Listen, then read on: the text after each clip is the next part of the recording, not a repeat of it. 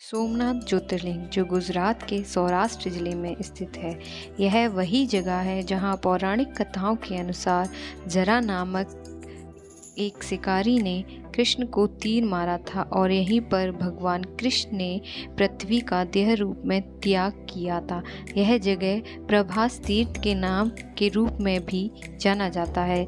इन सब के साथ यहाँ पर ज्योतिर्लिंग का होना इस जगह की खूबसूरती और हमारे श्रद्धा भाव को बढ़ा देता है। अरब सागर के किनारे बसा ये ज्योतिर्लिंग सिर्फ भारत में ही नहीं बल्कि पूरी दुनिया में फेमस है। ज्योतिर्लिंग में सबसे पहला स्थान रखने वाले सोमनाथ ज्योतिर्लिंग की कहानी अपने आप में बहुत ही आकर्षित। कथाओं के अनुसार राजा दक्ष प्रजापति की 27 पुत्रियां थीं और इन सभी की शादी चंद्रमा से हुई थी। चंद्रमा अपनी सभी पत्नियों से बहुत प्रेम करते थे, लेकिन सबसे ज़्यादा प्रेम रोहिणी से करते थे, जिसकी वजह से उनकी दूसरी पत्नियां नाराज रहती थीं। एक दिन मायूस होकर सभी पत्नियां अपने पिता राजा दक्ष प्रजापति के पास गईं। दक्ष प्रजापति की सभी बेटियां ने अपना दुख अपने पिता को बताया, जिस पर दक्ष प्रजापति बहुत नाराज हुए।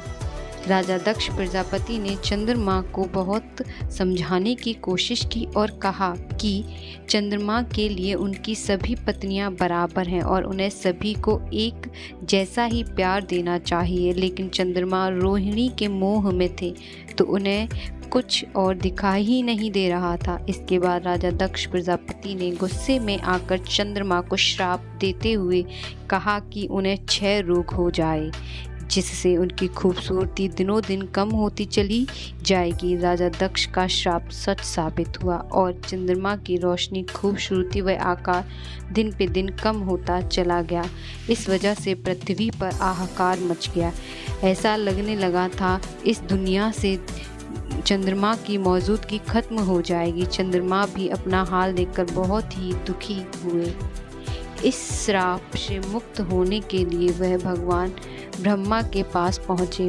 भगवान ब्रह्मा ने कहा, आपको भगवान मृत्युंजय यानी कि भगवान शिव की आराधना भक्ति करनी चाहिए, जिससे उन पर लगा श्राप खत्म हो जाएगा। ब्रह्मा की बात मानकर चंद्रमा ने शिवलिंग बनाया और शिव की भक्ति में लीन हो गए।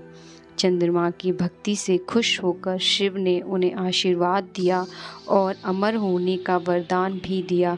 शिवजी ने चंद्रमा से कहा कि कृष्ण पक्ष के दौरान वह रोजाना घटते चले जाएंगे और शुक्ल पक्ष में वह धीरे धीरे अपने असली रूप में आ जाएंगे। इस तरह से शिवजी ने चंद्रमा को श्राप से बचाया और राजा दक्ष का श्राप भी झूठा नहीं हुआ। इसके साथ चंद्रमा ने दूसरे देवताओं के साथ मिलकर शिवजी से प्रार्थना की वह लोगों के दुखों को दूर करने के लिए माँ पार्वती के साथ यहीं रह जाएं। उसके बाद शिवजी शिवलिंग के रूप में यहीं बस गए। चंद्रमा का दूसरा नाम सोम भी है और शिवजी को अपना नाथ मानकर उनकी तपस्या की इस वजह से इस ज्योतिर्लिंग को सोमनाथ के नाम से जाना जाता है। आपको ये हमारी स्टोरी कैसी लगी प्लीज़ हमें कमेंट बॉक्स में बताइएगा। Thank you friends.